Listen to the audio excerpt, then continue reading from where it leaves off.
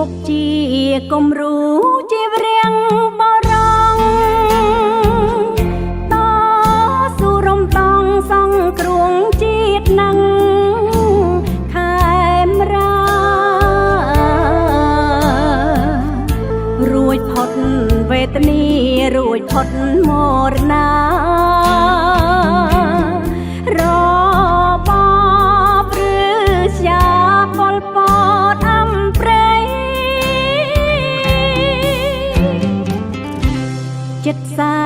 40 ឆ្នាំក្រោមកិច្ចដឹកនាំពុកប្រឹងខិតខំមិនថាយប់ថ្ងៃជំហានគីងគង់តែជាតិជោគជ័យលើក្រុមវិស័យចម្រើនខ្លាំងក្លា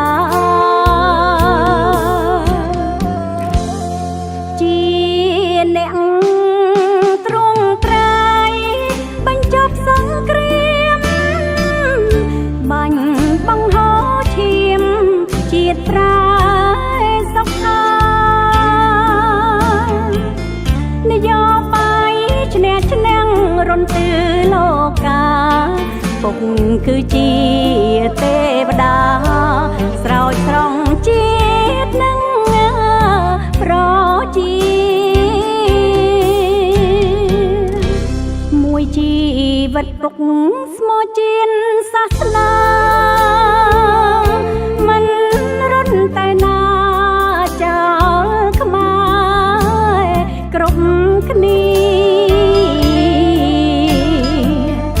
ពេលខ្មែរជួបទុកពុកក្បែរគ្រប់គ្រាវីរៈបរោកម្ពុជាសម្ដេចពុកសា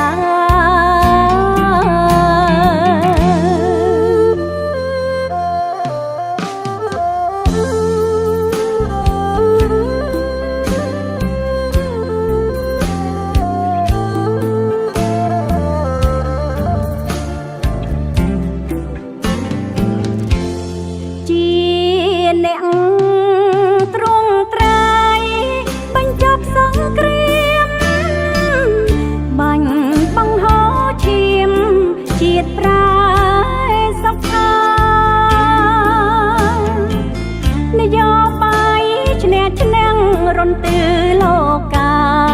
ពុកគឺជាទេវតាស្រោចស្រង់ជាតិនឹងប្រជាមួយជីវិតពុកស្មោះជាសាសនាមិនរន់តែណាចោលខ្មែរគ្រប់គ្នាពេលខ្មែរជួបទុកពុកក្បែរគ្រប់គ្រាវីរៈបរោកម្ពុជាសម្ដេចពុកសា